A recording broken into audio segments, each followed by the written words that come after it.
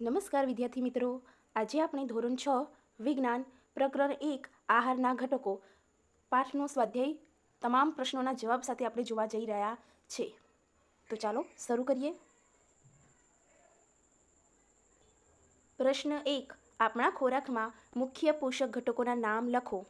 જવાબ છે: આપણા ખોરાકના મુખ્ય પોષક ઘટકોના નામ નીચે મુજબ છે: કાર્બોદિત, પ્રોટીન, ચરબી, વિટામિન, ખનિજ ક્ષાર. આ ઉપરાંત પાચક રેશા અને પાણી પણ ખોરાકમાં સામેલ છે, જે શરીરને ઉપયોગી છે. પ્રશ્ન 2. નીચે આપેલાના નામ લખો. 1. પોષક દ્રવ્યો કે જે આપણા શરીરને મુખ્યત્વે ઉર્જા પ્રદાન કરે છે. જવાબ આવશે: કાર્બોદિત અને ચરબી, જે આપણા શરીરને ઉર્જા એટલે કે શક્તિ આપે છે. બીજું, પોષક દ્રવ્યો કે જે આપણા શરીરની વૃદ્ધિ અને સમારકામ માટે જરૂરી છે. જવાબ આવશે: પ્રોટીન, જે આપણા શરીરની વૃદ્ધિ અને સમારકામ માટે જરૂરી છે. ત્રીજું, વિટામિન કે જે આપણી સારી દ્રષ્ટિ માટે જવાબદાર છે. જવાબ આવશે: વિટામિન એ, જે આપણી સારી દ્રષ્ટિ માટે જવાબદાર છે. ચોથું, ખનિજ કે જે હાડકાં માટે આવશ્યક છે. જવાબ આવશે: કેલ્શિયમ અને ફોસ્ફરસ. આ બંને હાડકાં માટે આવશ્યક છે. પ્રશ્ન 3. 2 એવા ખાદ્ય પદાર્થનું નામ લખો કે જેમાં નીચે આપેલ પોષક દ્રવ્ય પૂરતી માત્રામાં ઉપલબ્ધ હોય છે. 1. ચરબી. જવાબ આવશે: ઘી અને તેલ. બીજું, સ્ટાર્ચ. જવાબ આવશે: ચોખા અને બટાકા.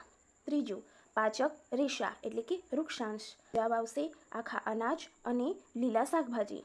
ચોથું, પ્રોટીન. જવાબ આવશે: કઠોળ અને દૂધ. પ્રશ્ન 4. આપેલામાંથી સાચા વિધાનો માટે ખરાની નિશાની કરો. પહેલું, માત્ર ભાત એટલે કે ચોખા ખાવાથી આપણે આપણા શરીરની પોષક આવશ્યકતાઓ પૂરી કરી શકીએ છીએ? તો વિદ્યાર્થી મિત્રો, આપણે ફક્ત ખાલી ભોજનમાં ચોખા જ લઈએ તો આપણા શરીરને પૂરતા પ્રમાણમાં પોષક તત્વો મળતા નથી. તો આ વિધાન ખોટું છે. બીજું, ત્રુટિજન્ય રોગોનો અટકાવ સમતોલ આહાર ખાવાથી થઈ શકે છે. વિધાન છે સાચું. ત્રીજું, શરીર માટે સમતોલ આહારમાં વિવિધતાસભર ખાદ્ય પદાર્થો હોવા જોઈએ. વિધાન છે સાચું. ચોથું, શરીરને બધા જ પોષક દ્રવ્યો ઉપલબ્ધ કરાવવા માટે માત્ર માંસ પર્યાપ્ત છે. વિધાન છે ખોટું.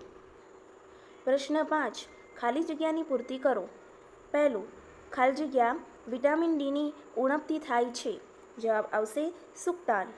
બીજું, ખાલી જગ્યાની ત્રુટિ એટલે કે ઉણપથી બેરી-બેરીનો રોગ થાય છે. જવાબ આવશે: વિટામિન B1.